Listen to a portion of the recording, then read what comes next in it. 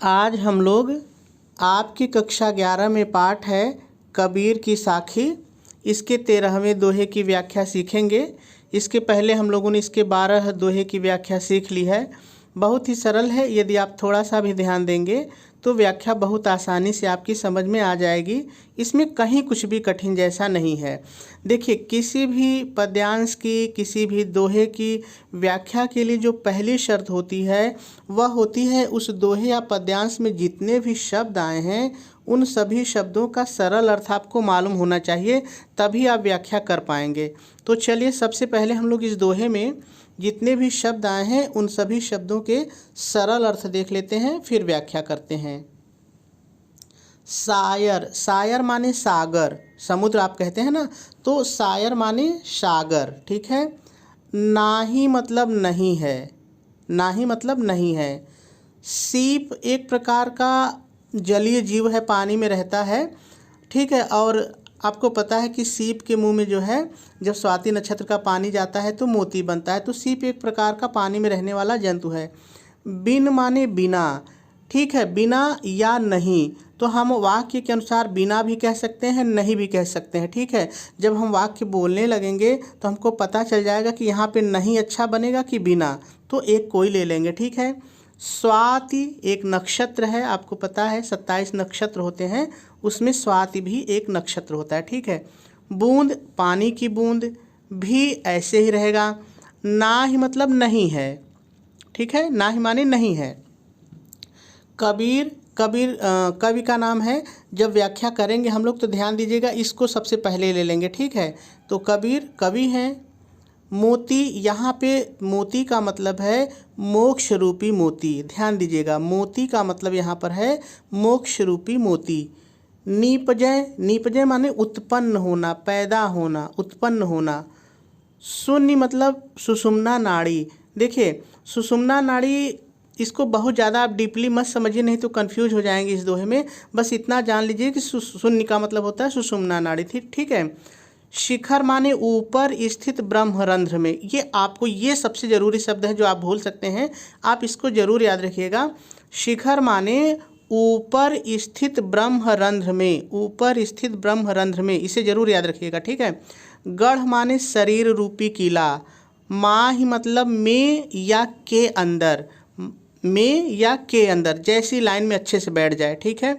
तो सभी कठिन शब्दों को हम लोगों ने देख लिया। अब हम लोग को व्याख्या करनी है, लेकिन व्याख्या से पहले थोड़ा सा संदर्भ की बात कर लें, प्रसंग की बात कर लें, फिर हम लोग व्याख्या करते हैं। तो सबसे पहले चलिए हम लोग संदर्भ लिख लेते हैं। आप संदर्भ हेडिंग डालेंगे, डैश डालेंगे और लिखेंगे प्रस्तुत दोहा हमारी पाठ्यपुस्तक हिंदी में संकलित साखी शीर्षक से अवतरित है। इसके रचयिता संत कबीर जी हैं, और आपका संदर्भ पूरा हो जाएगा। चलिए, अब प्रसंग भी लिख लेते हैं।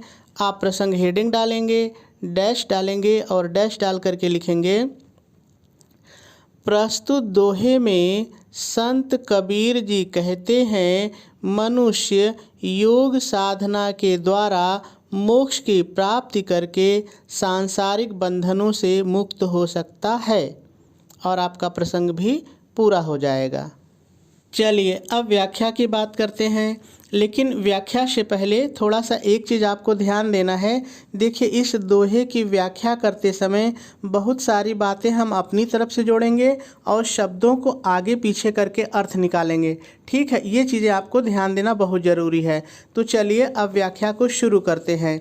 आप व्याख्या हेडिंग डालेंगे, डैश डालेंगे और शुरू में पहले थोड़ा सा आपको अपनी तरफ से जोड़ के लिखना है। आप अपनी तरफ से क्या जोड़ के लिखेंगे, ध्यान से सुनिए।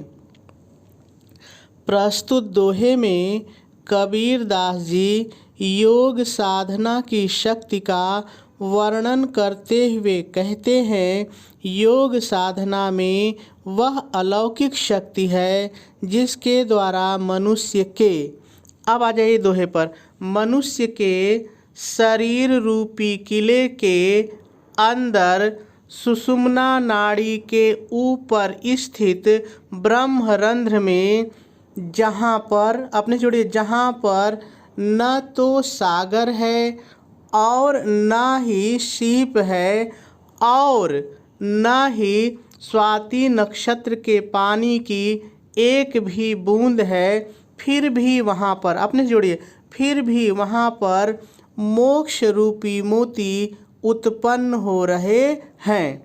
पूर्ण विराम लगाएंगे और थोड़ा सा और अपनी तरफ से जोड़ के लिखेंगे, पूर्ण विराम लगा के लिखेंगे, कवि के कहने का तात्पर्य है कि मनुष्य योग साधना के द्वारा मोक्ष की प्राप्ति कर सकता है। और आपकी व्याख्या पूरी हो जाएगी। चलिए अब काव्य सौंदर्य देख लेते हैं।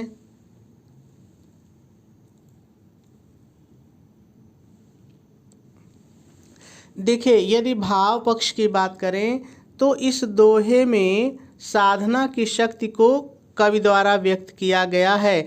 देखिए, भाव पक्ष वह होता है जिसमें हम दोहे में जो मुख्य बातें कवि अपनी बताए रहता है वही लिखते हैं, ठीक है। और दूसरा, गढ़ को शरीर का और मोती को मोक्ष का प्रतीक माना गया है, ठीक है। यदि इसमें रस की बात करें तो भक्ति रस है, ठीक है। यदि इस दोहे में भाषा की बात करें तो सधुक्कड़ी या पंचमेल खिचड़ी है, शैली मुक्तक है, छंद दोहा है, गुण प्रसाद है, शब्द शक्ति लक्षणा है और अलंकार विभावना है। देखिए, विभावना अलंकार वहाँ पे होता है जहाँ पर किसी चीज़ के लिए जो चीज़ आवश्यक होती है वो ना हो और उसके बाद भी अगली चीज़ हो जाए। तो जैसे यहाँ पर देखिए, आपको पता है कि मोती बनने के लिए समुद्र और समुद्र में सीप और सीप के मुंह में स्वाति नक्षत्र का पानी जाना जरूरी होता है, तभी मोती बनता है। लेकिन यहाँ पर कवि कह रहे हैं कि जो सुषुम्ना नाड़ी के ऊपर ब्रह्मरंध्र है वहाँ पे न तो मोती है, न तो सागर है और न स्वाति नक्षत्र का पानी है, फिर भी वहाँ पे मोती उत्पन्न हो रहे हैं। तो जो चीज़ होना चाहिए वो नहीं है, लेकिन फिर भी वहाँ पे उत्पन्न हो रही है बात, तो यहाँ पर विभावना अलंकार है। मेरे ख्याल से बात आपको समझ में आ गई होगी।